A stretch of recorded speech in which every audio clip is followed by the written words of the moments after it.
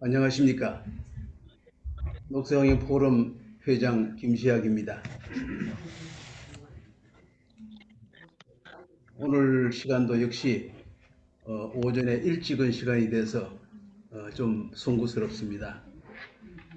우리나라는 지난 2년째 코로나 시대를 살면서 과거에는 미처 경험하지 못했던 새로운 사실을 겪고 있습니다.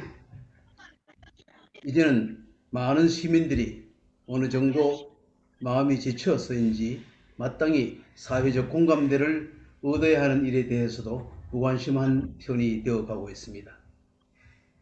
그중 저희 협회가 관심을 갖는 분야는 생활 폐기물입니다. 통계에 의하면 지난 2년간 생활 폐기물 양이 30% 이상 늘어난 모양입니다. 작년 이후 코로나의 여파로 주문 문화가 일반화되어 포장 폐기물이 대폭 늘어났기 때문입니다. 더구나 그 중에서도 고민스러운 것은 음식물 포장재 폐기물이 대폭 늘어났다는 사실입니다. 이에 서울시가 문제를 의식하고 저희 협회의 관내 25개 구청의 관계 임직원들과 재활용 관련 종사자들 및 일반 시민들을 위한 교육을 의뢰해 왔습니다. 여러분, 우리나라는 지금까지 중진국으로 살아오면서도 폐기물 처리, 재활용 분야에서만은 선진국이란 평가를 받아왔습니다. 다행히 우리나라는 금년에 자랑스럽게도 선진국 반열에 들어섰습니다. 그런데 불행하게도 코로나의 영향으로 재활용과 폐기물 처리에서는 중진국으로 다시 후퇴하는 조짐을 보이고 있어 안타깝기 그지없습니다. 이제 우리 모두는 새롭게 변화하는 시대에 일부 중진국으로 퇴보하는 폐기물 처리 부분을 다시 선진국으로 진일보시키기 위해 각성하고 생활 태도를 다잡아야 되겠다고 생각합니다. 우리 모두는 이 어려운 시기를 잘 극복하고 새로운 시대를 열어가야 하지 않겠습니까? 여러분은 혹시 이도시라는 말에 대해서 들어보신 적이 있습니까? 이도시가 어떤 의미를 가지고 있는지 아시죠? 이도시는 2015년 파리 기후변화협약에서 지구 평균 기온을 2도씨 이상 넘기지 말자고 결의한 데서 나온 말입니다. 지구는 지난 80만 년간 평균 기온이 10.4도씨에서 16.1도씨 범위 안에 유지되어 왔습니다. 현재는 14.6도씨라고 합니다. 즉 16.1도씨는 지구상에 있는 인류를 포함하여 모든 생물들에게 생존의 위협 한계선이라 할 수 있겠습니다. 그 2도씨가 높아지면 생물 다양성의 30-40%가 감소하고 북극의 빙하가 전부 녹을 확률도 28%나 된다고 합니다. 지구의 온도 상승은 이산화탄소 배출과 관계가 있습니다. 2019년 8월에 UN 기후정상회의에서 121개국이 2050 탄소 중립을 선언하고 결의했습니다. 우리나라도 당연히 가입이 되어 있지요. 그런데 현 정부는 이를 위해서 탄소 배출이 적은 원자력을 배척하면서 재생에너지를 준비한다고 태양광과 풍력에 올인하고 있습니다.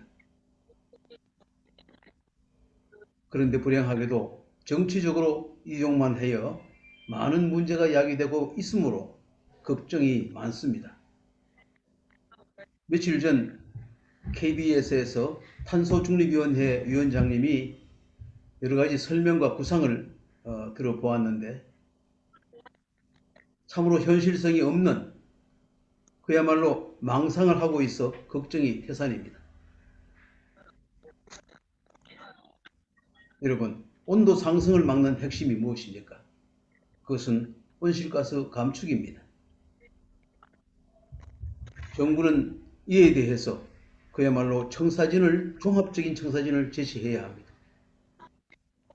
아울러 저탄소 사회 기반 시설을 설치, 운영해야 합니다. 또한 온실가스 배출의 두 제공자인 기업은 이에 대해 책임을 지고 감축 방법에 올인해야 할 것입니다. 아울러 신기술 개발로 신성장 동력을 만들어내야 합니다. 그런데 이와 같이 탄소 중립을 만들어내는데 우리는 정부와 기업에게만 맡겨서 될 수 있겠습니까? 천만의 서울 시민, 아니 5천만 국민이 이에 대해 무임승차할 수는 없습니다. 우리는 과거에 일회용 줄이기, 장바구니 사용하기, 쓰레기를 적게 내는 물품 사기 등 생활에서 쉽게 실천할 수 있는 노력을 해왔더랬습니다. 우리들은 페트병 등의 내용물을 비우고 압축하기, 이물질은 헹궈내기, 포장지에 부착된 이물질은 제거하고 배출하기, 종이류는 이물질이 섞이지 않게 구분하기 등 4개의 원칙을 생활 가운데 지키는 것을 관행으로 실천해 왔습니다. 여기에 더하여 소위 3R, Reduce, Reuse, Recycling, 즉 감량, 재사용, 재활용을 일상생활화해 왔습니다. 이와 같은 노력 끝에 중진구일 때인데도 폐기물 처리에서만은 선진국 소리를 듣게 되었던 것입니다. 그런데 여러분, 수도권 매립지가 꽉 차서 4년 뒤인 2016년이면 더 이상 폐기물을 받지 않는다고 합니다. 오로지 태운제만 매립한다고 합니다. 서울시 25개 구청에서 매일매일 나오는 폐기물이 이제 어떻게 다 처리되어야 합니까? 처리비 부담도 아마 만만하지 않을 것으로 보입니다. 다시금 3할 정신을 되살리고 실천하여 폐기물 절대량을 줄여 나가야만 합니다. 아울러 이제 이 코로나 시대를 극복하기 위해서는 지금까지 잘 실천해 왔던 생활 사원칙을 더욱더 잘 지키고 3할 정신을 더욱 잘 되살려서 이 폐기물 분야에서도 진정한 선진국이 되어야 하지 않겠습니까? 1천만 서울 시민이 모범적으로 이를 실천하고 전국적으로 확산시켜 나갈 때 당면한 이 어려운 코로나 시대의 부작용도 능히 극복되어 갈 수 있을 것이라고 믿습니다. 정말 이 모든 일은 이걸 먼저 자각하고 실천하는 저와 여러분에게 달려있다고 봅니다. 감사합니다.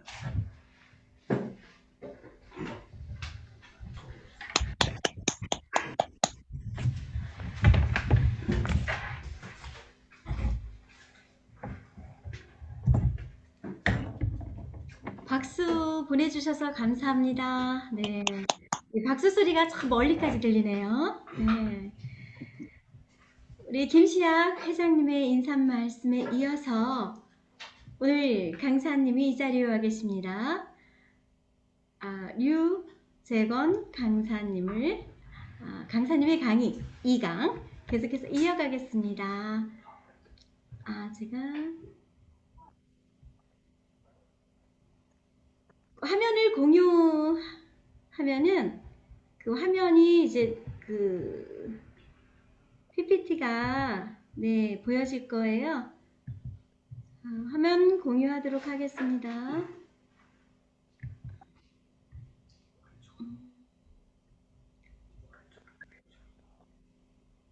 네, 이제 화면 크게 할게요. 작게 할까요? 네. 네, 작게 하고 요거를 잠깐 오른쪽으로 옮기고요. 아, 네. 자, 유익한 시간 되시기 바랍니다.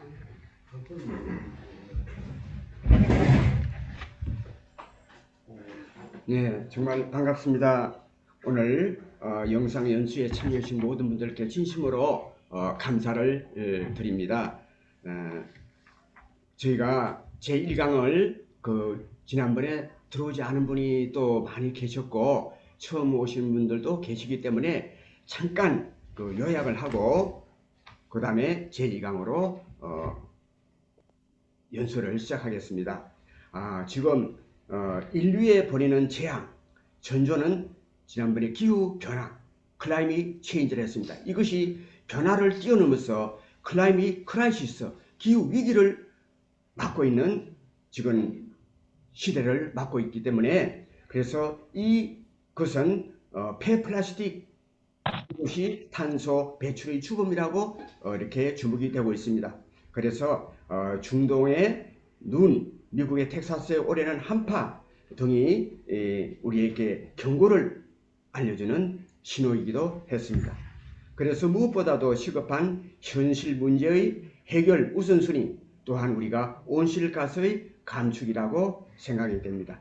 그래서 기후변화는 인류에게 보내는 대재앙의 전조 신호이기도 하며 지구가 우리에게 보내는 SOS, Save Our Ship 이기도 합니다. 예를 들면 지난 2월에 미국의 남부 지역의 텍사스에 폭설과 한파가 몰아쳐서 도로에 눈이 쌓이고 공장에 물이 얼어가지고 얼음이 되고 변기에 물이 얼고 며칠 동안 476만 가구가 사무실에 전기와 난방이 끊겨서 수십만 명의 인명피해가 발생했다는 보도가 있었습니다. 이들은 난생 처음 당해보는 한파와 폭설을 어찌해야 할지 몰라가지고 우왕좌왕하는 모습을 연출해야만 했고 미국 정부는 연방 비상사태까지 선포할 정도였습니다. 그래서 환경운동가 마이크 라이너 교수는 지구의 기온이 1도씩 오를 때마다 세상은 어떻게 변할까에 대해서 쓴 책이 있는데 그 책의 제목이 6도의 멸종이라는 제목입니다. 여기에서 지구 온도가 6도가 상승하면 모든 생명체가 대멸종이 된다고 이 책을 하고 있습니다. 그래서 지구 평균 온도 1도 상승을 지금 당장 방어해야 한다. 이것이 지구의 온난화라는 우리를 둘러싸고 있는 공기의 온실가스 농도가 상승함으로써 지구 대기의 온도가 올라간다는 것을 의미합니다. 여러분 열돔 현상이라는 말 들어보셨죠? 이것이 온실가스가 지구를 담요로 둘러싸듯이 하여 지구의 온난화를 효과를 나타내는 현상입니다. 그래서 지구 표면에서 나오는 에너지가 공기 중의 수증기와 이산화탄소 등에 흡수되어 가지고 대기권 밖으로 빠져나가지 못하고 머물러서 지구의 기온을 상승하는 효과, 이것이 열돔 현상, 즉 온실 효과라고 합니다. 그 주된 원인이 아까 회장님께서 말씀하셨듯이 탄소 배출입니다. 이것이 폐플라스틱, 폐비닐 이런 것들이 기후변화로 지구가 파국으로 가는데 큰 영향을 끼친다고 보고 있습니다. 그래서 유엔 사무총장은 이제 우리에게 낭비할 시간이 없다. 이제 2050년까지 탄소 배출량 제로에 대한 약속을 행동으로 보여줘야 한다. 이렇게 강조하게 됐습니다. 그래서 우리나라에서도 2030년도까지는 탄소 중립화에서 40%를 우리가 약속을 대통령이 며칠 전에 했습니다. 그리고 유럽 기후변화 협의회에 가서 그것을 보고를 해야 합니다. 자, 이를 위해서는 2030년까지 2010년 대비 전 세계적으로 45% 수준으로 전 세계 탄소 배출량을 감축해야 할 야심찬 국제 국가 계획을 속속 발표하고 있습니다. 그래서 탄소 배출의 주범 중에 하나가 바로 폐플라스틱임을 이미 말씀드렸습니다. 이와 같이 탄소 배출 제로를 위해서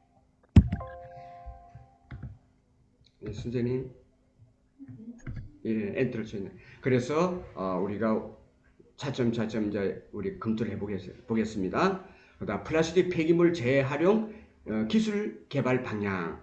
이제 기술을 개발해야 되는데, 첫째, 분해성 플라스틱의 대한민국 사용이 확대됨으로써 재활용에 크게 장애를 받고 있는 요인이 되기도 합니다. 그래서 현재의 최신 기술이 미래에도 이용하려면 정책적인 안목이 필요합니다. 둘째로 부가가치 재활용 제품 생산 및 경제성 확보를 해야 하고, 그래서 명확한 품질 기준이 필요하다고 생각됩니다.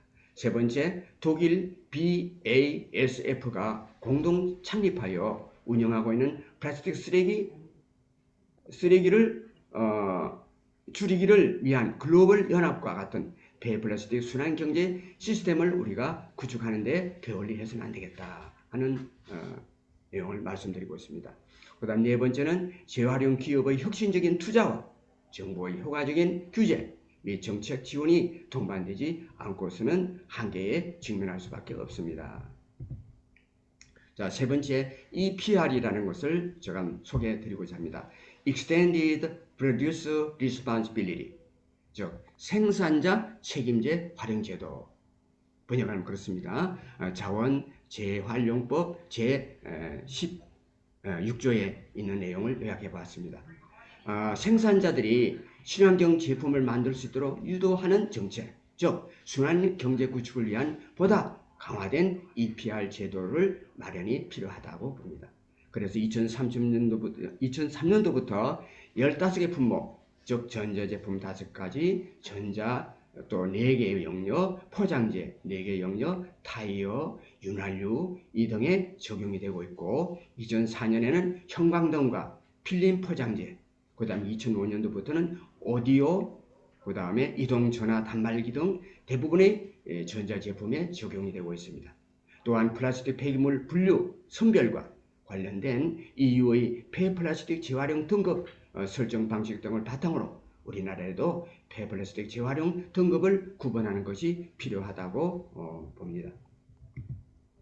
네 번째, 최근 기업 경영의 최대 화두는 무엇일까요? ESG입니다. 자, E는 environment, 환경, 또 S는 society, 사회, 또 G는 governance, 지배구조, 기업체나 정부를 말하죠.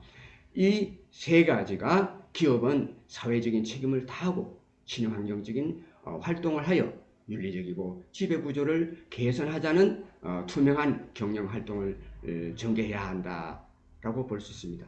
그래서 예전에는 기업들은 돈 잘 벌고 고용 많이 하면 사회적 역할을 다 한다는 거 여겨왔지만, 앞으로는 여기 하나 더 붙여야 하는 것입니다. 그래서 2000년도 초반부터 사회적 역할, 또 그리고 위대한 경영 마련 얘기가 나오면서 지속 가능한 경영이라는 말들이 나오기 시작하여 그동안 개념이 모호했다는데, 이제는 이것을 단어 environment, 환경, society, 사회, 기업, governance에서 지배구조 이 세 글자를 펴서 만든 게 바로 ESG 시스템입니다.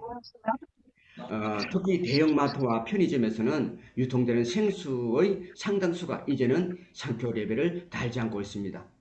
여러분들 실제로 해보시면 금방 손으로 떼도 쉽게 뜯어집니다. 그래서 레벨이 붙지 않는 깨끗한 재활용을 할 수 있는 업체를 만드는데 기업체도 신경을 쓰고 있다는 증거가 됩니다. 또 손쉬운 재활용을 위해 레벨 없이 유통하는 건데 판매량이 80%나 증폭했답니다.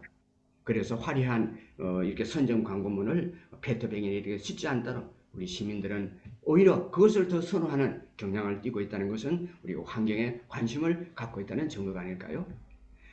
페트병에 열 처리를 해가는 실을 뽑아내고 이것으로 티셔츠를 만든지 신발, 양말 등을 만드는 그런 방안을 또 추진하고 있습니다. 그래서 재활용 제품이지만 환경을 생각하는 소비자들이 오히려 더 찾으면서 매출도 늘어나고 있다. 그래서 택배 포장용 비닐이 예쁜 지갑과 가방으로 거듭나고 있음을 우리는 볼 수가 있습니다.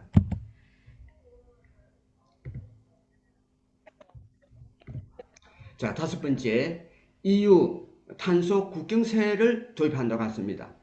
자, 그게 무슨 말일까요? 봅시다. 2023년도부터 앞으로 내년 후년부터죠. 5개 분야에 우선 적용이 되고 2026년부터는 전면적으로 시행된다 합니다. 그래, 탄소 국경세를 대해서 알아보겠습니다. 역내 생산 제품보다 탄소 배출이 많은 수입품에는 세금을 물리는 제도, 이것이 탄소 국경세입니다. 철강에는 수출액의 12.3%를 세를 내야 됩니다. 수출 금액의 12.3%, 그러니까 10% 일할이 넘죠, 세금이. 그 다음에 유화업계 쪽이래, 유화업계라든지 기름이죠, 석유 이런 분야에서는 부담액이 2,643억 원으로 추산되고, 그래서 제품 가격이 세금을 내야 되기 때문에 다시 가격이 인상되지 않으면 안 될 듯 합니다. 또 자동차 업계에서도 2035년도에는 내연기관차가 완전히 퇴출돼야 합니다. 그래서 전기차로 수출을 해야 되는 가속화 압박을 받고 있는 현상을 이거는 탄소 국경세 도입이 우리를 압박하고 있는 것입니다.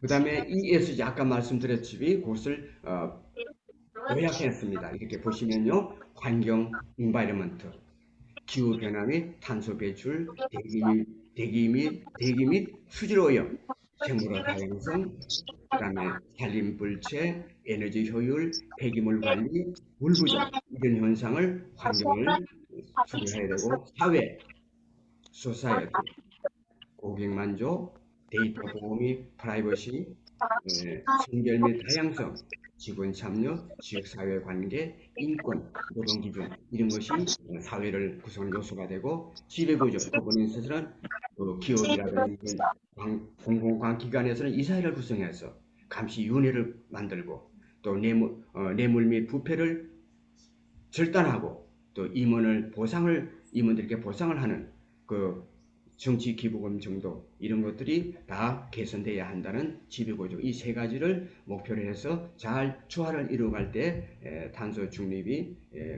접근할 수 있는 효과를 가져올 수 있지 않을까 생각해 봅니다. 그 다음에 쓰레기 줄이기 및 이제 재활용 실천 사례를 한번 들어보겠습니다. 나부터 생활 주변의 손쉬운 일부터 실천해 나가는 것이 환경보존의 첫걸음임을 알 수가 있습니다. 특히 장바구니를 들고 다닌다든지 비닐봉지를 집에 가져오지 않기, 또 일회용 종이컵 사용을 피하기, 이런 것들은 우리가 조금만 관심을 기울이면 손쉽게 우리가 실천할 수 있는 방안입니다. 그래서 제가 몇 군데 사례를 짚어봤습니다. 서울 구로구 9일 초등학교에서는 전교생 3,500여 명이 자원 재활용 운동에 앞장서고 있다는 보도를 보았습니다.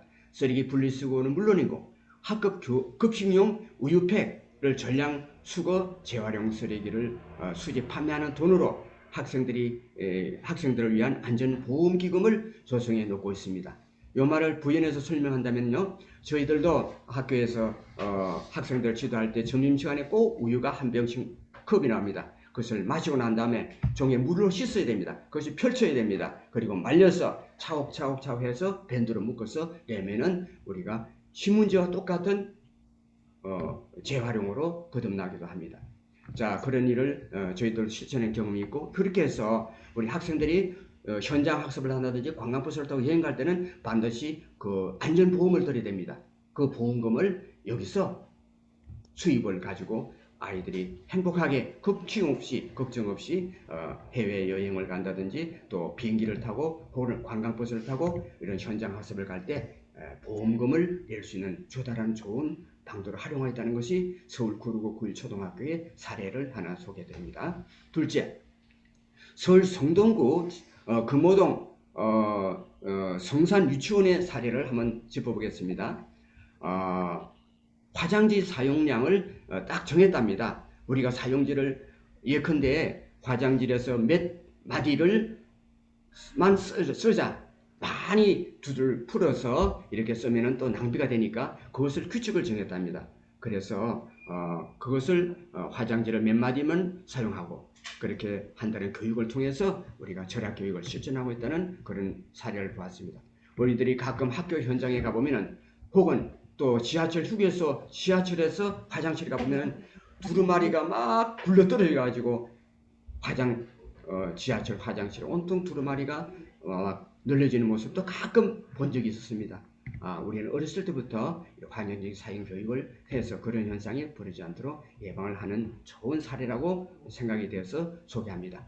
세 번째, 한국안전시스템 주식회사에서는요, 92년도부터 종이 없는 사무실 정책의 해로 정했답니다. 그래서 쓰레기 안 만들기 운동을 벌여가지고 큰 성과를 거두고 있다. 그래서 지난해 말부터 모든 종이를 앞뒤 다 사용할 것을 의무화하고 있으며 본사와 지방의 40개 지사까지 이 온라인 전산망으로 종이 없는 이런 팩시밀리를 사용해서 종이를 사용량을 크게 줄였다는 사례가 있습니다. 저희도 학교에 있을 때 교장 선생님은 저희가 공문을 기한해서 결제 서류를 올리면요, 이면지를 사용하지 않은 결제 서류를 받아주지 않았습니다. 얼마나 철두철미했을까요? 이 중요한 공문, 정부 공문에도 불구하고 우리가 기한을 해서 결제를 올리면은 뒷면을 넘겨보고 이면지 인가하는가 확인하고 스탬프로 이면지 활용하라는 스탬프가 찍힌 종이만 교장 선생님이 결제 서류를 해주는 그런 철두철미한 그 자원 재활용에 앞장서는 학교 교장 선생님도 저 모셨습니다. 네 번째, 서울 목동 아파트 단지 대단지 주민은 매월 한 번씩은 알뜰 시장을 열어가지고 주민들이 옷가지, 장난감 등을 서로 교환하거나 또 싸게 사고 팔며 또 헌종이 등을 화장지와 교환하는 자원 재활용 행사를 정기적으로 열고 있다. 이 모든 것 조그만 하나씩이 우리가 자원을 아끼고 재환하고 우리가 탄소 배출량을 줄이는 하나의 이렇게 하나의 초석이 되지 않을까 생각됩니다. 또 다른 예를 보겠습니다. 플라스틱 재활용 사례. 플라스틱을 쓰지 않는 것이 아니라 필요 없는 일회용 폐기물을 줄이고 플라스틱 자원을 어떻게 효율적으로 재순환을 시킬 수 있는지에 대한 고민이 바로 플라스틱 원료 생산 업체의 실천 계획을 우리가 살펴보겠습니다. 폐플라스틱을 다시 합성수지 원료로 생산하는 기술을 개발하고 다양한 첨가제로 인한 환경 유해성을 최소화하는 기술을 개발하고 있습니다. 그 다음에 플라스틱의 효율적 이용과 재활용 극대화를 위한 국민 홍보와 실천 운동에 적극 참여해서 기업으로서의 사회적 책임 경영을 강화하고 있는 모습을 볼 수가 있습니다. 그 다음에 플라스틱 제품 생산업체 실천 노력을 몇 가지만 사례를 보겠습니다. 그린 경영, 속도 내는 유통과 염료업계에서 부는 무라벨 바람이 바로 불고 이것이 자원순환에 한 몫을 하고 있습니다. 옆에 그림 보실까요? 그 옆에 이렇게 상표가 붙어 있는데 이것이 금방 손으로 찢으면 금방 제거됩니다. 그래서 이렇게 무라벨 돼서 이것이 재활용하려는데 바로 할 수 있어 손쉽게 재활용 가능한 그 기업도 이렇게 신경을 쓰고 있다는 것을 엿볼 수 있습니다. 그래서 SK케미칼은 재생 페트, R 페트를 가공해 가지고 폴리에스터 생산 원료로 사용하고 있고요. 또 농심 백산수도에서는 무라벨 백산수를 이렇게 선보이고 있습니다. 그 다음에 롯데 칠성음료에서는 칸타타, NB 해가지고 뉴 바럴 무라벨 제품을 출시하고 있고 또 빙그레에서도 커피 브랜드 아카벨리 패키지 라벨 필름에 열을 가해 수축 포장하는 방식으로 변경하고 있고 소비자가 직접 레벨을 제거하지 않더라도 이후에 폐쇄 과정에서 쉽게 필름은 쉽게 분리할 수 있도록 이렇게 특수 처리하는 이렇게 기업체에서도 이런 많은 분야에서 신경을 쓰고 있다는 것을 우리가 살펴볼 수가 있습니다.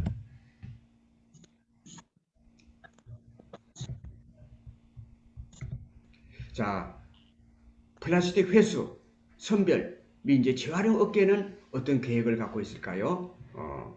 이번에는 첫째, 플라스틱의 재질별 분리수거를 위한 회수를 합니다.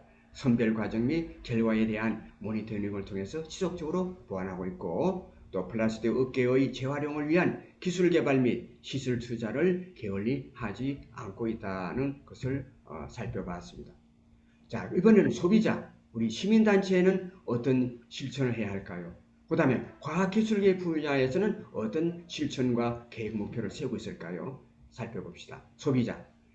우리 소비자는 일상생활에서 플라스틱 사용 줄이기를 실천하고 플라스틱 폐기물의 철저한 분리수거를 우리가 생활화, 몸에 익어야 합니다. 그 다음에 두 번째, 폐플라스틱 줄이기, 분리배출 등에 대한 모험 사례를 우리가 널리 확산 전파하고 플라스틱 폐기물의 투기, 적체, 매리 등 불법 처리에 대한 감시 프로그램을 강화해야 됩니다. 그 다음에 과학기술계에서는 어떻게 해야 할까요? 미세 플라스틱 검출과 분리법, 분석법, 그 다음에 생성 경로, 위해성 등에 대한 연구를 강화해야 되고, 또 경제성이 있으면서도 보다 광범위하게 사용할 수 있는 플라스틱 대체 물질 개발을 위한 연구 활동을 지속적으로 강화해 나가야 된다고 봅니다. 그 다음에 국내 폐기물에 따른 적합한 선별 및 재활용 기술을 개발해서 우리 시민들에게 홍보를 해주면 좋겠다는 바람을 해봅니다. 그 다음에 10번째, 폐기물 재활용을 위한 노력. 이렇게 구체적으로 이제 좀 짚어보면요. 종량제 도입 원년이 언제부터 되느냐면은 1995년부터 시행됐습니다. 이거는 국내 하루 폐기물 발생량이 2017년도에는 42만여 톤, 2018년은 44만여 톤, 2019년도는 49만여 톤, 이게 꾸준히 증가를 보이고 있습니다. 그 다음에 국내 폐기물 처리 시장 규모는 어떻게 될까요? 2015년도에는 13조, 2025년도에는 23조 원대로 10조 원이 증가했죠. 이와 같이 쓰레기 종량제 봉투 속에 보면 70%가 분리수거 배출 가능한 자원이 포함되어 있다는 것을 볼 수가 있습니다. 그러니까 분리수거가 철두철미하게 안 된 걸 볼 수가 있죠. 그 다음에 생수 음료수용 페트병은 형광색 색상을 사용했는데 이 고급용 접착제에 붙인 라벨 사용, 이것을 제거해야 된답니다. 일회용 커피 컵도 브랜드 로고 잉크로 직접 인쇄되어 있는데 이것을 제거에 추가 비용이 들고 있답니다. 그래서 페트병은 매주 분리를 위한 추가 공정 종이 레벨로 사용해서 빨리 제거가 되도록 해야 된답니다. 그 다음에 샴푸 세제 용기는 분출기가 있는데 스프레이가 있죠. 스프레이 금속을 분리해서 분리하기 어려워 폐기하는 어려움이 있는데 이것도 좀 연구를 해야 될 것 같습니다. 플라스틱 재활용 분야에서는 어떻게 가방, 슬리퍼, 옷, 핸드백 뒤에 그림을 보여드리겠습니다. 이런 것을 만들 때 재활용으로서 활용되고 있는 사례, 이런 노력을 꾸준히 해야 되지 않을까 생각이 됩니다. 이것이 아까 회장께서도 3R이라는 말씀을 드렸습니다. 쓰레기를 줄이는 3R 법칙 다시 한번 보려면 불필요한 포장재, 그 다음에 일회용품을 줄이고 리듀스죠. 그 다음에 R, 그 다음에 페트병이나 옷을 만들고 페트병으로 종이팩으로 휴지를 만드는, 그 다음에 리유스가 되죠. 리사이클. 그 다음에 아이스팩을 재사용해. 우리가 아이스팩이 많이 버려지는데 다음에 어떤 구청에서 실전 사례를 보여드리겠습니다. 아이스팩을 재사용하는, 또 중고품을 재사용하는, 그렇게 교환하기, 이렇게 알뜰 시장 같은 걸 만들어서 하는 리유스, 이런 운동을 우리가 전개함으로써 우리가 탄소 중립에 접근할 수 있는 방안들이 되지 않을까 해봅니다. 그래서 폐기물 자원 재활용 실천 사례를 그러면 어떻게 재활용이 되고 있는가를 우리가 구체적으로 한번 짚어볼까요? 첫째, 투명 페트병, 즉 생수나 음료수병을 말합니다. 이것은 비우고 레벨을 제거하고 또 이렇게 압축을 해서 투명 페트병 전용 분리 배출함에 내서 이것이 부직포를 만드는데 또 옷을 만드는데 재활용되고 있습니다. 그 다음 유색 페트병은 플라스틱 함에 이것은 함께 하면 안 되고 유색과 무색을 분리해야 된답니다. 그래서 분리 수출을 배출을 해야 합니다. 그 다음에 플라스틱 그 유색 페트병이 있는데 아까 말씀드렸듯이 비우고 헹구고 본체와 다른 제품을 제거해서 뚜껑이라든지 이런 것이죠.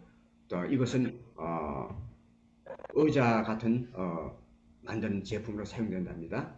그 다음에 유리병 음료수 주스 화장품은 이것도 역시 비우고 헹구고 레벨을 제거하고 배출해야 유리병 식기나든지 유리 블록을 만드는데 재활용이 된다는 내용입니다. 자, 보증금 대상병 여러분 슈퍼마켓이나 이런 데 가져가면요 되돌려주고 있죠. 그래도 병 같은 거 그대로 반환하면은 우리가 반드시 그에 대한 보상을 주는 그 보증금 제도가 되고 있습니다. 5. 사기나 깨진 기물은 어떻게 될까요? 이거는 전통 마대 같은 데서 재활용이 안 되기 때문에 배출을 해야 됩니다. 금속 캔은 어떻게 될까요? 또 부탄가스든 구멍을 반드시 뚫어 배출을 하고 비우고 헹구고 압축해서 배출해서 이것이 철근이나 강판으로 재활용 캔으로 다시 탄생한답니다. 저희가 부탄가스에 대한 일화를 하나 말씀드리겠습니다. 저희가 학교에 있을 때 운동회를 했습니다. 운동회를 하고 난 다음에 거기서 한쪽 구석에서 어머니들이 빈대떡도 만들어 팔고 이렇게 해서 그 당시 빈대떡을 굽거나 저걸 파전을 굽거나 할 때는 부탄가스를 많이 사용했습니다. 그리고 운동회를 끝나면 온통 운동장에 버리고 간 쓰레기들이 가득 써 있습니다. 그래서 끝나고 난 다음 학생들이 고학년들이 다 모아라. 근데 그 모으는 과정에서 부탄가스를 학생들이 주워와서 그걸 쏴놨어요. 그래서 교감 선생님이 교장 선생님한테 물어봤습니다. 교장님, 이 쓰레기를 어떻게 할까요? 평소에 조금씩 태운 경력이기 때문에 이 많은 쓰레기 어떻게 태워버리자. 그래서 그 교감 선생님은 마치 그 담배를 피우시는 분이라서 라이터를 갖고 계셨습니다. 근데 라이터불을 큰 신문지라든지 각종 쓰레기를 운동장 가운데 내놓고 불을 질렀습니다. 근데 학생들은 불도 이제 가을 되니까 좀 저녁이 되면 춥잖아요. 불도 쬐고 그런 과정에서 그 부탄가스가 터지기 시작합니다. 빵빵빵빵 터집니다. 그래서 온 따발총 소리가 들려서 사람들이 다 깜짝깜짝 놀랐습니다. 그 부탄가스의 그 뚜껑 있죠. 뚜껑 분야가 떨어져 나가면서 그 아이의 그 이마를 스쳐 지나가고 머리를 스쳐 지나가고 그래서 한 아이가 중상 아닌 상처를 입고서 바로 인간병원에 입원을 했습니다. 만약에 그 부탄가스 뚜껑이 그 아이의 눈을 통과했다든지 머리를 통과해서 뇌를 손상을 시켰다면 얼마나 큰 희생이 따랐을까요? 그래서 쓰레기를 그 몇 푼 줄이기 위해서 돈을 몇 푼 아끼기 위해서 귀중한 생명을 잃을 뻔했습니다. 그래서 이것은 그 학년 주임은 그 학년에 그 아이가 소속된 학년 부장은 돈을 100만 원 내고 우리 전 직원이 다 돈 10만 원씩 내가지고 그 부모님을 위로해주고 이렇게 병원비를 충당해주는 그런 사례가 있었고 그날은 마치 저녁을 운동회를 끝내고 맛있게 저녁 만찬을 하기로 된 계획도 폐지되었습니다. 자, 그런 얼마나 우리가 사소한 부주의가 엄청난 생명 위협을 가져드는 사례를 제가 말씀드렸습니다. 반드시 등산객들이나 이래 할 때는 부탄가스를 사고 난 다음에는 물론 통이 비었지만 뚜껑을 송곳으로 뚫어서 그 찌꺼기를 바깥으로 발산시켜 놓은 다음에 배출해야 되는 것. 이것이 우리에게 큰 생명을 위협을 가져올 수 있는 요인이 되기 때문입니다. 그래서 제가 사례를 그런 실제로 있었던 사례를 말씀드렸습니다. 종이팩, 우유팩이나 주스팩 등은 이것도 역시 헹구고 펼치고 말리고 배출해서 종이팩 전용 수거함에 넣어주면 두루마리 휴지로 재탄생되고 있습니다. 그 다음에 발포 스티로폼 완충제로 사용되는 데 있죠. 스티로폼 박스, 팩스 박스라든지 이런 것을 또 역시 비우고 헹구고 제거해서 곁에 붙어있는 테이프나 스티커 등을 반드시 제거해서 분리 배출해야 재활용에 용이하게 되겠습니다. 역시 여러분 우체국에서 내거나 택배물이라든지 이럴 때는 헌시 우리가 우편물만 반드시 이것을 스티커를 또 주소 같은 거 이런 것을 제거해서 버리십시오 하는 항상 메시지를 볼 때 정말 저희들은 고맙고 감사함을 느끼면서 그걸 저도 실천하고 있습니다. 그래서 이제 종류별로 몇 가지만 더 강조해서 말씀드리겠습니다. 캔류, 재활용 분리수거. 재활용 가능한 것과 재활용이 불가능한 것을 구분해야 합니다. 재활용 가능한 것은 철캔, 알루미늄캔, 이것도 아까 말씀드렸다시피 내용물을 비우고 플라스틱 뚜껑을 제거한 후에 반드시 뚜껑은 또 다른 분야니까 제거를 해서 버려야 된답니다. 그 다음에 부탄가스나 살충제 용기 등은 반드시 아까 말씀드렸다시피 구멍을 뚫어서 내용물을 비운 후에 배출해야 재활용이 가능합니다. 불가능한 것은 담배 꽁초 등 이물질 들어있는 것은 불가능하니까 이렇게 분리를 함께 재활용에 넣으면 안 됩니다. 자, 다음을 보겠습니다. 유리병 재활용 분리수거를 어떻게 해야 될까요? 재활용 가능한 것과 불가능한 것을 구분해 놨습니다. 자, 가능한 것은 녹색, 갈색 병 등 이것은 병뚜껑 및 내용물을 비우고 물로 씻어 배출하고 또 병류만 투명 봉투에 넣어 배출해야 되고, 깨진 유리나 거울, 어항, 화분, 도자기류, 유독성 물병, 전구, 공업용 강화유리, 판유리 등은 재활용이 불가능한 분야입니다. 이것은 따로 불가능한 마대 같은 버려서 쓰레기로 분리를 배출해야 되겠습니다. 그 다음에 고철류, 재활용과 분리수거는 어떻게 해야 될까요? 재활용 가능한 것은 공구, 철판류, 고철, 스텐, 알루미늄, 비철류, 이런 것은 붙어있는 고무라든지 플라스틱이 이물질을 제거하고 배출을 해야 됩니다. 그 다음에 불가능한 것은 폐 페인트, 즉 접착제, 광택제 등 이것은 폐 소화기 등 우산 같은 건 많이 나오군요. 이런 것은 그냥 재활용이 불가능한 용품이기 때문에 폐기물로서 분리를 수거해야 됩니다. 자, 의류, 원단류 재활용 분리수거는 어떻게 될까요? 이것은 우리가 아파트마다 다 헌옷 재활용품이 다 되어 있기 때문에 거기 버리면 되는데, 주의할 것은 재활용 가능한 것은 면, 마, 또 모지, 합성 섬유, 이것은 이물질 및 물에 젖지 않게 보관을 한 후에 전용 수거함에 배출이 되겠고, 이거 수거하면 행복복지센터나 공동주택에 다 마련되어 있는 걸로 알고 있습니다. 그 다음에 재활용이 불가능한 것은 담요, 소음제품, 가죽제품, 가방, 신발, 쿠션, 카펫, 인형, 한복, 수영복, 이런 것은 재활용이 불가능하니까 이것은 빨리 폐기물로 분리를 배출을 해야 된다고 합니다. 그 다음에 시골로 가면 영농 폐기물이 많이 나옵니다. 재활용 분리수거를 어떻게 될까요? 재활용 가능한 것은 농약 용기, 농촌 폐비닐, 마을 공동 집화장에 보관되어 있습니다. 재활용 가능합니다. 저희들도 김포라든지 이런데 마을 주말 농장에 가보면요, 그 잡초들이 풀들이 자라지 않게 하기 위해서 비닐을 엄청나게 많이 사용합니다. 그것을 잘 제거해서 모아놓으면 그 수집가가 있답니다. 그래서 수집하게 해야지 자기 생산하고 수확하는 데만 신경을 쓰고 그런 분리수거하는데 신경을 쓰지 않고 막 불태워버린다든지 구석에 처박아든지 그런 현상을 우리가 종종 많이 보고 있습니다. 그래 저 주말 농장이나 농장에 경영하는 사람들은 우리가 수입에만 신경 쓸 것이 아니라 그리고 폐기물 이런 폐비닐을 잘 활용할 수 있도록 재활용할 수 있도록 적극적으로 참여를 해야 되지 않을까 하는 생각을 저도 해봤습니다. 폐건전지류 재활용 분리수거는 어떻게 될까요?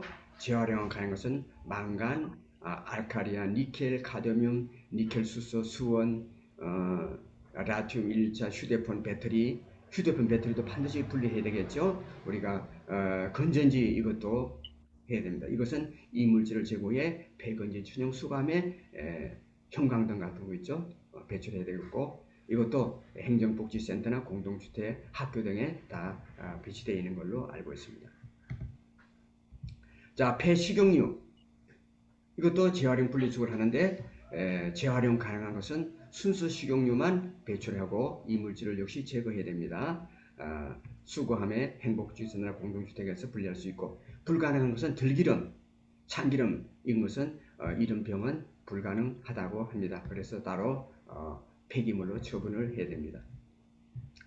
이와 같이 재활용 분리수거의 유의사항은 이제 종합을 해보면요. 재활용 분리 가능한 품목은 반드시 종량제 봉투에 넣어서 배출하거나 대형 폐기물로 신고 후에 배출해야 됩니다. 이렇게 구청에서 신고를 하면은 얼마짜리를 스티커를 붙으라고 말씀해 주죠. 그 다음에 검은 봉투 등 내용물이 보이지 않는 봉투로 배출할 경우에는 불법 투기물로 간주되어서 과태료가 부과된답니다. 그래서 타이어, 윤활유, 자동차 부품 등 판매소를 통해서 배출을 해야 된다고 합니다. 자, 종합 정리를 하겠습니다. 이것이 이 나무들이 이렇게 종이는 화장지로 돼가지고 공장으로 가서 우리 가정에 활용되는 그런 자연의 순한 모습을 그림으로 잠시 살펴봤습니다. 자, 신문지, 잡지, 책, 공책, A4 용지, 편지지, 우유팩, 다이어리 등 어떻게 분리할까요? 그래서 올바른 분리 방법을 나중에 그림으로도 보여드리겠습니다만 다시 한번 강조해 드리겠습니다. 신문지 반듯하게 펴가지고 30cm 높이로 쌓아서 끈으로 묶어서 고무밴드로 묶어서 배출하면은 아주 그 할머니 새벽에 할머니 할아버지들이 금방금방 신문지를 가져갑니다. 그래서 오히려 저분들이야말로 정말 애국자구나 하는 마음을 가지고 저도 이렇게 신문지를 잘 모아놨다가 가끔씩 박스에 넣어서 배출하고 있습니다. 또 우유팩, 음료수팩, 종이컵, 우유팩이나 음료수팩, 종이컵 등은 내용물을 비우고 물질을 아까 했죠.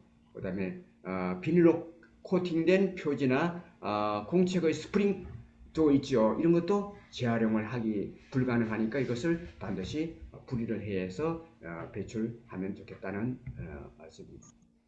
아까 신문지 버리기 전에 한 번 더 사용해서요. 신문지 재활용 이렇게 해서 분리를 하면 좋겠습니다. 그 다음에 플라스틱 스티로폼 가전제품 배출 아까 말씀드렸습니다. 가전제품은 이렇게 이물질이 많이 묻어 있거나 코팅된 제품은 재활용이 어려우니까 규격 봉투에 반드시 담아서 배출해야 됩니다. 자, 넘어가겠습니다. 아까 형광등, 건전지, 의약품에 대해서 설명을 드렸습니다. 형광등 같은 것은 우리가 주변에 마련된 폐형광등, 폐기물, 건전지 수거하면 배출하면 되는데 의약품은요. 미국 약국에 설치된 분리수거함이 있습니다. 그래서 처방받은 약국에 가져가거나 여의치 않다면 근처에 있는 아무 약국에 가면은 받아줍니다. 자기가 약국에서 사지 않더라도. 그래서 만약 일반 쓰레기 또는 물에 묵다 낡은 약을 버리게 되면 어떻게 될까요? 심각한 하천 오염이 돼가지고 토양 오염물질로 이어질 수 있으니까 반드시 사용하고 남은 약품은 약국으로 가져가서 분리수거에 협조하셔야 됩니다. 그래서 우리는 다시 한번 강조인데 우리가 분리 분출할 때는 비우고 헹구고 분리하고 또 따로 버리는 이런 시스템을 우리는 생활화해야 되겠습니다. 자, 플라스틱 다이어트 함께 할까요? 아까 다이어트는 줄인다는 뜻입니다. 플라스틱을 이런 순환 운동을 통해서 줄여야 되겠습니다. 그 다음에 수지로품 재활용 절차를 간단히 말씀드리겠습니다. 오염되거나 스티커 등의 이물질이 붙어있는 스티로폼을 수작업으로 분리 후 배기해야 되겠고 선별된 스티로폼을 분쇄기에 넣어서 작은 입자로 이것이 분쇄된답니다. 그래 분쇄된 스티로폼을 녹여서 인코트 덩어리로 가공해 가지고 가공된 인코트는 등급에 따라서 ABC 등급으로 나눠야 되고 등급에 따라 분류된 인코트는 건축 자재, 콘크리트, 수출용 등으로 나누어 재활용되는 모습을 우리가 이 도표를 통해서 볼 수가 있습니다. 자, 이와 같이 자원 재활용을 또 버리지 말고 재활용하면 이런 좋은 인형도 만들 수 있는 또 모습을 볼 수가 있고 또 이 우리가 버리던 플라스틱들이 이런 주머니라든지 가방이라든지 옷이라든지 이런 것으로 재탄생된다는 모습을 보여주고 있습니다. 이것도 역시 우리가 버린 폐 플라스틱들이 의류로 탄생한다는 모습을 생생하게 그림으로 보여드리고 있습니다. 자, 이와 같이 우리가 생산 단계에서부터 재활용이 이렇게까지 제조되는 제품들은 이런 제품들이 있는데 편의점의 컵, 종이컵 있죠? 편의점에서 커피컵, 또 생수, 음료수용 페트병, 또 일회용 커피컵이죠. 그 다음에 맥주병 같은 페트병 용기 이런 것들도 밑에 작은 글씨로 있습니다만은 제왕될 수 있도록 우리가 신경 쓰면 좋겠습니다. 또 여러분 이 재활용품 플라스틱으로 해서 이 화초를 가꾸는 거, 또 상치 가꾸는 거, 다음 언제 기회가 있으면은 대플라스틱을 플라스틱 물병을 잘라서 그것을 거꾸로 뒤집어서 구멍을 뚫어서 물을 넣고 거기다가 거름을 넣어서 우리가 상치를 재배하는 법도 다음에 한번 기회가 있으면 말씀드리겠습니다. 여러 가지 플라스틱이 우리가 생각만 하면 조금만 신경 쓰면 다양도로 우리 생활에 사용할 수 있는 예를 보고 있습니다. 자, 플라스틱이 이런 의자도 재탄생되고 있습니다. 그 다음에 이 플라스틱 깡통도 그냥 버리는 것이 아니라 자전거를 이렇게 파킹할 수 있는 그런 용도로도 재활용될 수 있고요. 또 이런 화분으로 재활용될 수가 있습니다. 또 책자를 만드는 이런데 밴드로 사용되고 있고, 또 아이들 필통, 우리가 버리는 플라스틱을 아이들 필통으로 이렇게 해서 예쁜 필통으로 잘랐죠? 잘라서 이렇게 뒤집어서 하면은 플라스틱으로도 사용할 수 있는 필통으로도 사용되는 이 가방, 이 버려지는 가방, 이 가면 뭐 드레해 여행용 트렁크도 우리가 길거리에 흔히 내버려 놓을 수 있습니다. 그래서 잘라서 이렇게 여러 가지 식품이라든지 이런 걸 진열하는 이런 진열장으로도 재활용되고 있는 사례를 볼 수가 있습니다. 아이들 신발장도 딱딱한 판자보다를 이렇게 하면 얼마나 귀여운 신발장으로 탄생되는 걸 볼 수가 있죠. 이렇게 하나하나 우리가 기회를 모으면은 이렇게 재활용할 분야를 얼마든지 할 수가 있습니다. 또 버린 플라스틱이 옷 가방으로 탄생하는 사례를 사진으로 보여주고 있습니다. 미국의 환경 컨설팅 기업 ERG 연구에 따르면 페트병 소재 플라스틱의 경우는 재활용할 때는 새로 생산할 때보다 온실가스 배출량을 67%까지 줄일 수 있다는 통계가 나와 있습니다. 이와 같이 국내에서 배출되는 플라스틱 중 실질적으로 재활용되는 수치는 우리가 23%에 그치는 것으로 추산되고 있으니까 앞으로 더욱더 많이 재활용을 해서 우리가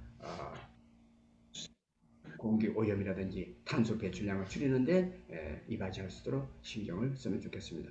자, 한국의 코카콜라 회사에서는요, 음료 페트병이 올바르게 배출돼 유용한 자원으로 되돌아오는 한 방법으로 이 플라스틱 원더풀 캠페인을 벌이고 있다는 모습을 그림으로 볼 수가 있습니다. 자, 그래서 이제는 서울 구청이 25개 되는데 저희가 7개 구청의 특징 있는 사례를 조사를 했는데요. 다른 소개 못드린 7개를 이렇게 정리했는데 이 핵심은 뭐냐면은 반드시 리페이, 보상을 하는 것입니다. 반드시 조그마한 분리수거에 어떤 일에 참가했을 때 그에 따른 조그마한 소득을 준다든지 그렇기 때문에 이것이 효율적으로 활용되고 있습니다. 그냥 참여하는 것으로 끝나는 것이 아니라 참여한 사람에게 조금이라도 혜택을 주는 방법이 없을까? 다시 그것을 연구한 것이 있는데 도봉구는 정말 서울에서도 모범입니다. 항상 우리가 자원 재활용 분야에서는요, 도봉구에서는 또 우리와 같은 이런 강사들을 배출해 가지고 자격증을 줍니다. 이 연수에 많이 참여해서 강의도 하시고 집필도 하시고 홍보도 하신 분들에게 자원 재활용 강사를 위촉해 가지고 위촉점을 주어 가지고 적당한 봉사료를 주어가면서 이렇게 운동을 펼치는 자원으로 활용한다는 기사도 읽은 적이 있습니다. 그 중에 한 가지 도문구는 지난 3월부터 기후위기에 대응하는 교육 강사를 양성한답니다. 그래서 공개 모집을 해가지고 한 달간 모집을 해가지고 수료자들에게 7일간 강사증을 수여해서 그래서 2050년도 탄소 중립 실현을 목표로 해서 주민교육 강화 역량을 해나가는 녹색 교육을 활성화하고 주민들에게 기후위기 대응 역량을 키워 온실가스 감축에 대한 사회적 공감들을 높이는 데 목적을 두고 이렇게 하고 있다는 소식을 제가 접하고 이것이 대한민국 전적으로 이것이 운동이 펼쳐졌으면 하는 바람을 해봅니다.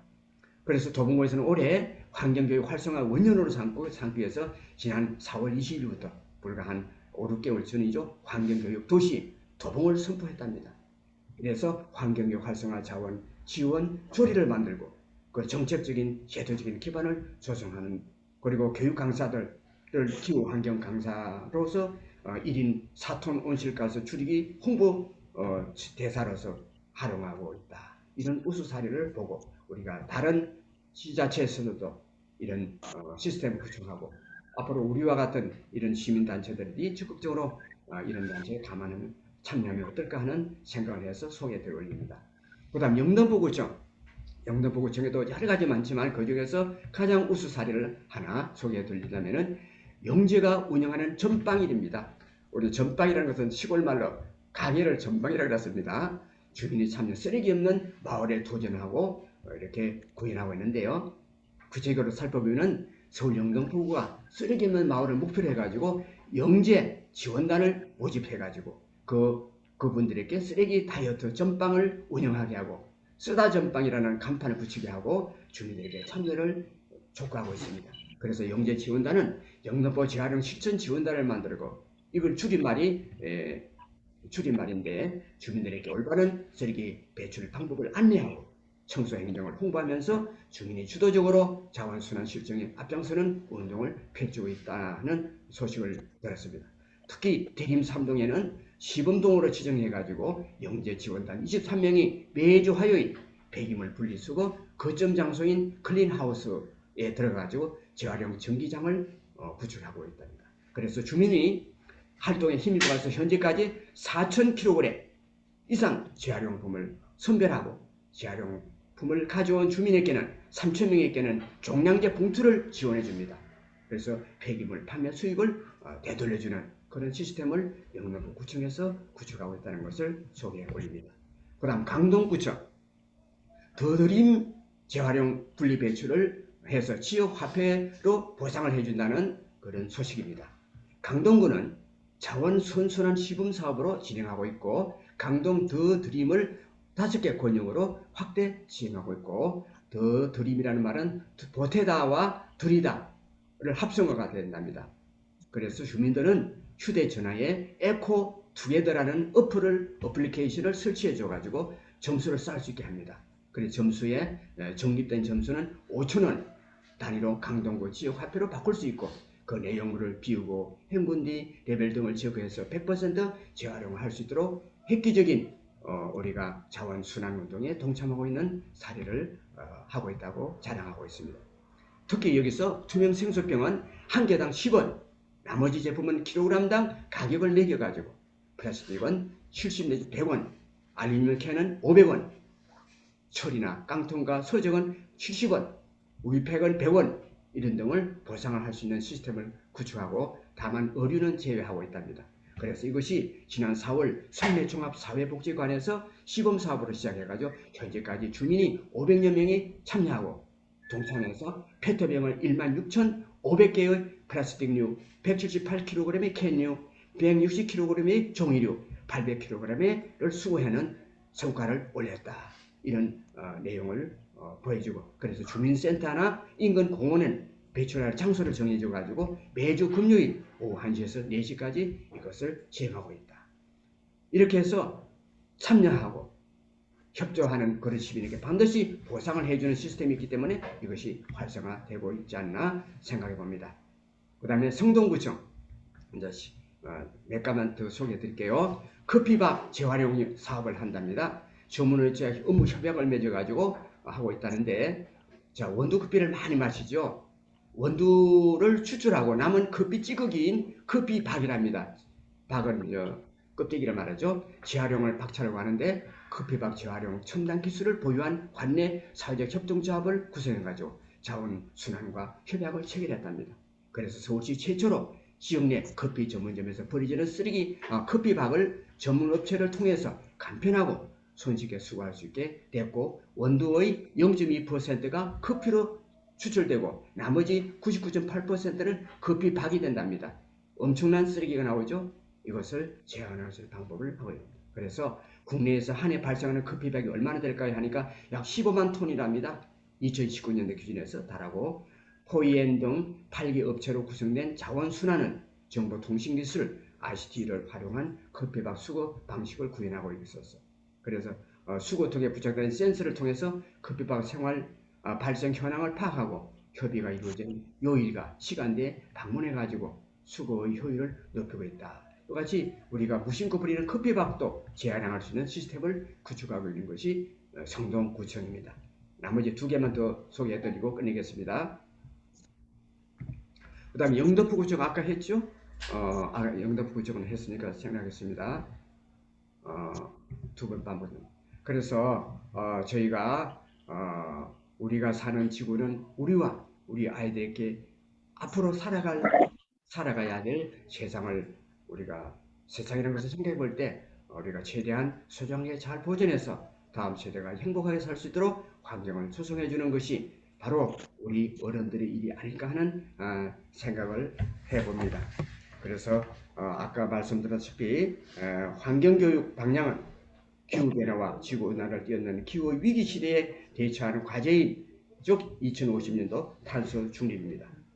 그래서 우리 녹색 환경 포럼에서는 연말까지 2050년도 탄소 중립 실현을 위한 우리도 내년에는 어떤 계획을 가지고 있어요? 학교, 마을 중심 환경교육 활성화를 위한 포럼, 또 우리 서울 시민들을 대상으로 한 탄소 중립 분야 명사 강사도 양성해서 우리가 내년에는 더욱더 우리가 범보복적으로 우리가 앞서가는 우리가 환경단체로 거듭날 계획을 지금 우리 회장님을 비롯해서 수립해서 내년에는 이것을 올해 이 시스템을 교육을 기점으로 해서 내년에는 모든 업체 또 우리가 구청 담당자 그리고 수거업체 또 시민단체 모든 분야들이 다 이렇게 한 분야에 담당해서 우리가 쾌적한 환경 구성을 이끌어가는 우리 모멘텀을 구성하자는 구상을 우리가 그리면서 이 강의를 마치겠습니다. 정말 보잘것없는 강의지만 우리가 마음을 한번 모아본다. 우리가 자원 재활용 운동에 우리가 동참한다는 그런 마음을 가져줘도 우리의 강의가 우리의 연수가 소기의 목적을 달성할 수 있지 않을까 그렇게 생각해 봅니다.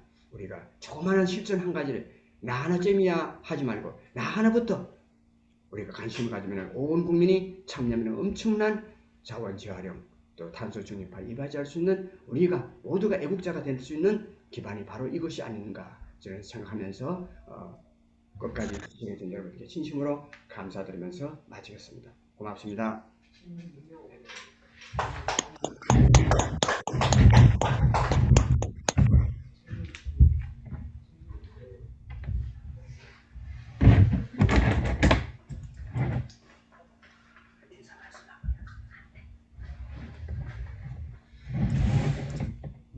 잘 들으셨나요?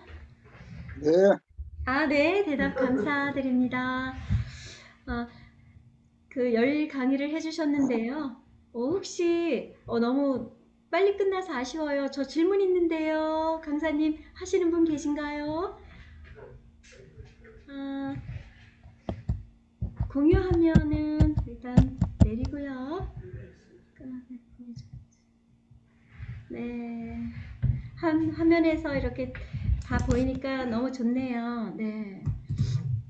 혹시 오늘 강의 들으신 것 중에 새겨지는 게 있나요? 남는 거 한 가지씩 혹시 있을 것 같은데 한두 분만 말씀해 주실래요? 어떤 내용이 조금 남았나요?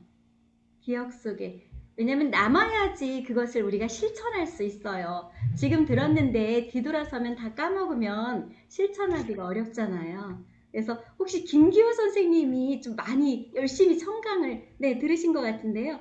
혹시 내용 남는 거. 많이 있죠. 네.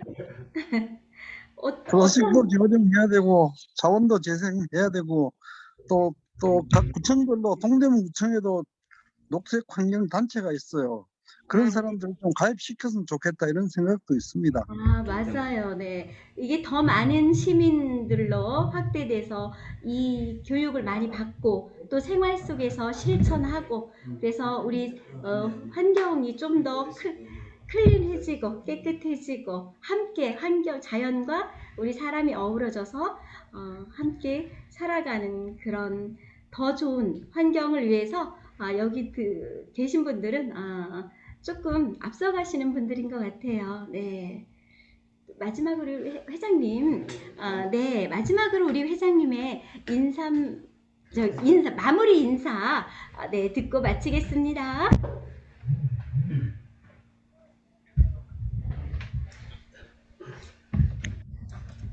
네, 끝까지 경청해 주어서 감사합니다. 다음 저희가 11월 3일 날 한 번 더 강의를 가지려고 합니다. 근데 11월 3일은 저희가 처음에 시작할 때 25개 구청 과장님들이나 공무원들, 담당 공무원들을 중심으로 일반론이 아니고 통계적인 문제, 환경법적인 문제 이런 걸 다루었습니다. 그런데 이번 11월 3일은 다시 그 처음에 했던 그 환경법적인 문제 또 현재 그 관련된 여러 가지 그 규정이라든가 이런 것을 중심으로 다시 해볼까 합니다. 그래서 오늘 혹시 이 강의에 들어오셨지만은 11월 3일에는 좀 내용이 다른 내용이니까 혹 관심 있으시면 한 번 더 들어와 주시기 바랍니다. 어쨌든 저희가 이렇게 정성을 모으면 현재 우리가 당면하고 있는 여러 가지 난제가 극복될 수 있는 계기가 안 될까 이렇게 생각해 봅니다. 정말 감사합니다.